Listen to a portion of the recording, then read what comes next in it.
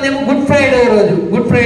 Good Friday రోజుకి యేసయ్య సిలువ వేయబడినటువంటి రోజు, ఆ రోజున ఉపవాసం ఉండాలని అనుకుంటా ఉంటారు. నేనంటా ఉన్నా, ఏ ఉద్దేశం చేత, ఏ రోజైనా, ఏ వారమైనా, 40 రోజులని ఏ ఉద్దేశం చేత ఉపవాసం ఉన్నా దేవుని ఆత్మీయత చేత, దేవుని ఆలోచన చేత మనం నడిపించబడలేకపోతే కష్టమే.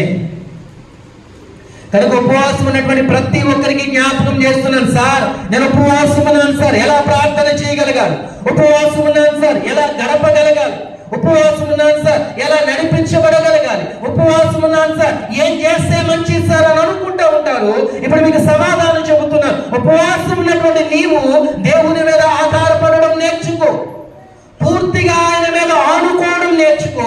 ఇది ఉపవాసంలో నువ్వు చేయాల్సినటువంటి పని. అందుకనే ఎస్తేరు గ్రంథంలో మనం చదువుతూ ఉంటాం, ఉపవాసం ఉన్నటువంటి వారందరూ అంట పూర్తిగా దేవుని మీద ఆధారపడ్డారంట, మనుషుల మీద కాదంట, పూర్తిగా దేవుని మీద ఆధారపడ్డారంట. కనుక ఉపవాసం ఉన్నటువంటి వారైనా, ఉపవాసం లేనటువంటి వారైనా మనము పూర్తిగా దేవుని మీద ఆధారపడుదుము గాక.